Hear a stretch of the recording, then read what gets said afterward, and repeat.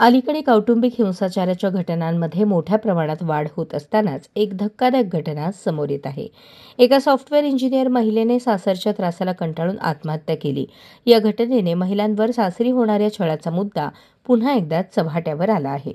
ही घटना दक्षिण बंगळुरूच्या सद्दागुंटेपलया या भागात घडली. शिल्पा असे आत्महत्या करणाऱ्या विवाहित तरुणीचे नाव आहे, तर तिच्या पतीचे नाव प्रवीण आहे. 2.5 वर्षांपूर्वी त्यांचा विवाह झाला होता. दोघेही इन्फोसिसमध्ये कामाला होते. मात्र विवाहानंतर तिने नोकरी सोडली. प्रवीण देखील ओरॅकल कंपनीत नोकरीला होता. पण लग्नानंतर वर्षभरात त्याने देखील नोकरी सोडली आणि स्वतंत्र व्यवसाय सुरू केला. दोघांना एक 1.5 वर्षांचा मुलगा देखील आहे. शिल्पाच्या माहेरच्या लोकांनी आरोप केला की सासरचे लोक तिच्याकडून सतत पैशांची मागणी करायचे, यासाठी तिला त्रासही द्यायचे. याच त्रासाला कंटाळून शिल्पाने आत्महत्या केली आहे. शिल्पाच्या पालकांनी दिलेल्या तक्रारीनुसार शिल्पाच्या सासरच्या लोकांनी लग्नाच्या वेळेस 15 लाख रोख, 150 ग्रॅम सोन्याचे दागिने, घरातील इतर महागड्या वस्तूंची मागणी केली होती.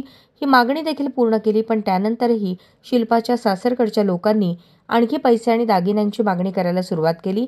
यासाठी शिल्पावर ते दबाव टाकत होते. तसेच तिला तिच्या दिसण्यावरून सतत टोमणे मारले जायचे. या त्रासाला कंटाळून तिने आत्महत्या केली असल्याचा आरोप शिल्पाच्या कुटुंबियांनी केला आहे. दरम्यान शिल्पाच्या कुटुंबियांनी केलेल्या तक्रारीवरून बंगळुरू पोलिसांनी तिचा पती प्रवीणला ताब्यात घेतले असून चौकशी सुरू आहे. अशाच नवनवीन अपडेटसाठी जनता राज्य न्यूज चॅनलला सबस्क्राईब करा, लाईक करा आणि शेअर करायला विसरू नका.